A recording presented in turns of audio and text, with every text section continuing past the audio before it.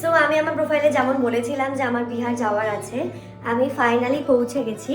ঠিক আছে, আমরা হোটেলেও চলে এসেছি। এখানে প্রচণ্ড বেশি ঠান্ডা আমাদের কলকাতা থেকে।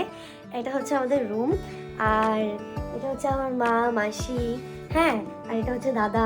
রুমটা কি সুন্দর আমাদের তোমাদের দেখাচ্ছে।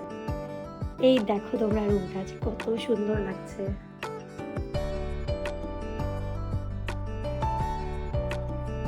একটু অগোছালো হয়ে আছে রুমটা, কারণ আমরা সবে এসেই ব্রেকফাস্ট করতে চলে গেছি। জিনিসপত্র ফিক্স করে রাখার এখনও আমাদের টাইম হয়নি, খুবই খিদে পেয়েছিল।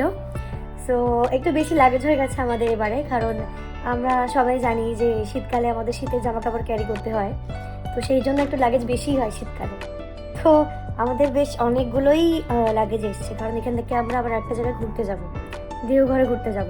তো ঘুরতে যাওয়া জামা কাপড় তো আনতেই হবে।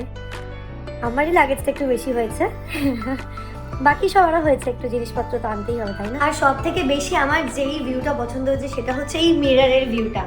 এত সরি, পিছনে কিছু একটু দেখা যাচ্ছে, ওটা ইগনোর করুন প্লিজ।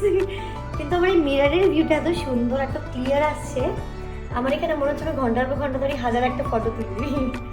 এখন আমরা ব্রেকফাস্ট করতে চলে এসেছি। আমার গলার অবস্থা খুবই খারাপ, ঠান্ডা লেগে গেছে ট্রেনে আস্তে আস্তে, কথা বলতে পারছি না, এখানে প্রচণ্ড বেশি ঠান্ডা।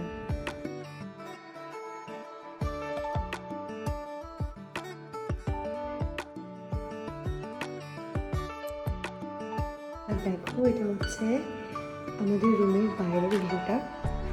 এটা কত সুন্দর করে একটা ডেকোরেশন করা আছে। এই জায়গাটা আমার খুব প্রচণ্ড প্রচণ্ড পছন্দ হচ্ছে। এখানে তো আমি ফটো তুলে আপলোড করবোই করবো। এই জায়গাটা কত সুন্দর লাগে।